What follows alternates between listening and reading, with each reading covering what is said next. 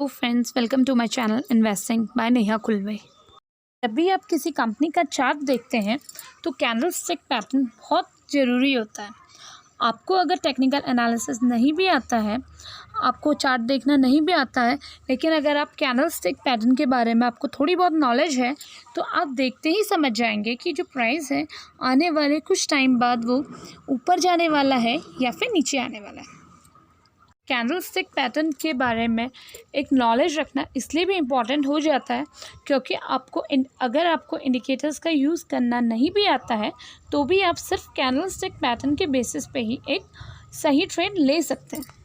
Video में मैं आपको बताऊंगी कि आप सिर्फ कैंडल स्टिक पैटर्न की हेल्प से एक प्रॉफिटेबल ट्रेड कैसे सेलेक्ट कर सकते हैं। अगर आप शेयर मार्केट के बारे में फ्री में सीखना चाहते हैं तो प्लीज़ आप मेरा चैनल इन्वेस्टिंग को सब्सक्राइब कर लीजिए, और अगर आपने पहले से ही सब्सक्राइब किया हुआ है तो बेल आइकन को प्रेस करना मत भूलिए, जिससे मैं जो भी नई वीडियो अपलोड करूं उसका आपको नोटिफिकेशन मिल जाएगा।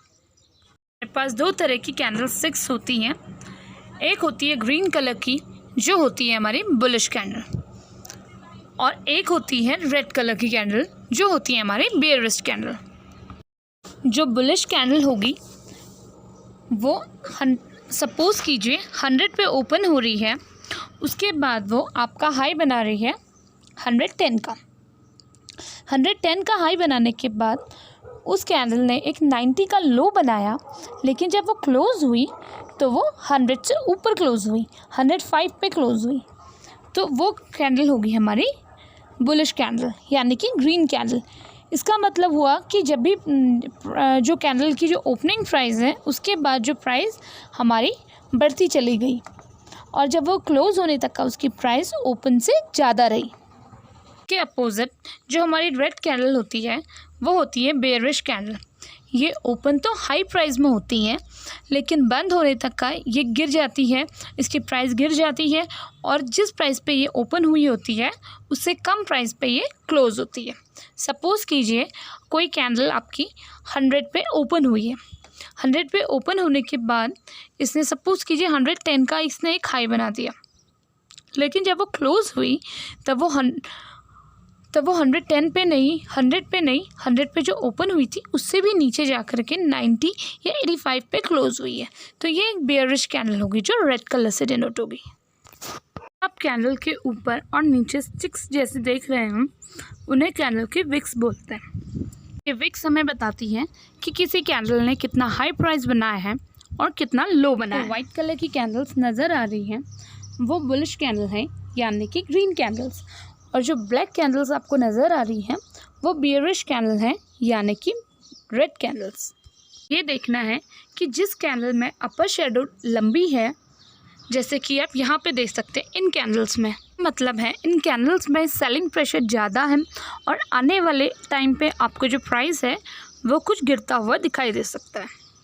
उसके अगेंस्ट जिन कैंडल्स में आपको नीचे की शेडो लंबी दिखती है तो उसका मतलब होता है कि अब यहाँ पे जो है बायर्स एक्टिव हो गए हैं और आने वाले टाइम पे आपको प्राइस में एक इंक्रीज़ दिखाई दे सकता है, जैसा कि आपको यहाँ पे दिख रहा है।